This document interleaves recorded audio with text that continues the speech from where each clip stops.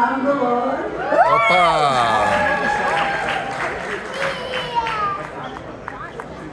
הוא אמר לא לשאול כשובה.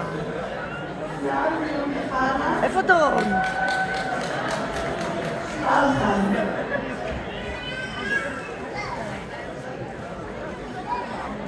שזי גרטל.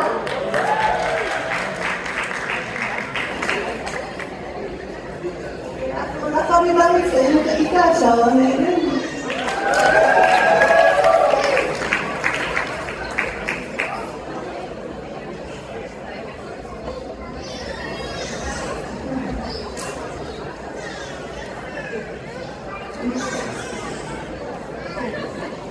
מזל טוב לכל הבוגרים שלנו, מגיע לנו עוד תודה.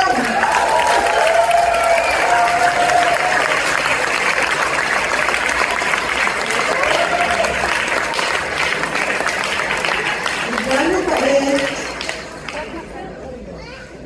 לחלק הסיום, והכי מרגש בעיניי של הטקס הזה, השבעת הרופא.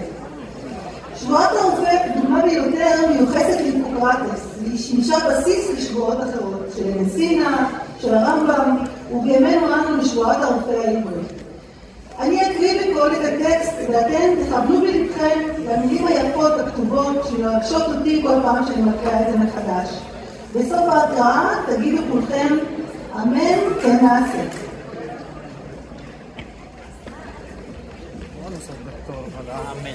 וזאת הברית אשר אנוכי קוראת אתכם היום לאמור.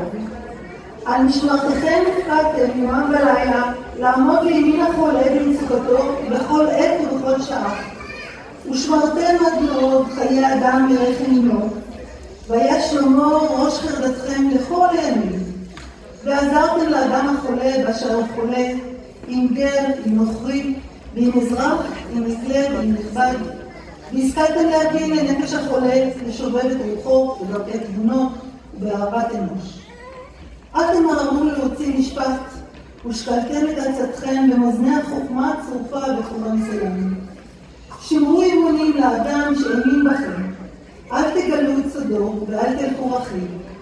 יחכם לבכם גם לדעות הרבים לעלות ארוכה למטבע העם. תנו כבוד ויקר לרבותיכם שנחלצו לנכותכם במעגלי הרפואה. תרבו חוכמה ואל תרפו, כי חייכם וממנה תוצאות חיים. היזהרו בכבוד חבריכם, כי בכבודם הם תכובדו גם אתם. דברי הברית האלה קרובים אליכם מאוד, בפיכם ובלבבכם לעשותם, ועניתם כולכם אמן. כן, נעשה. בסיום הטקס נעמוד כולנו לשירת התקווה שתבוצע על ידי הזמרת גורי לטו.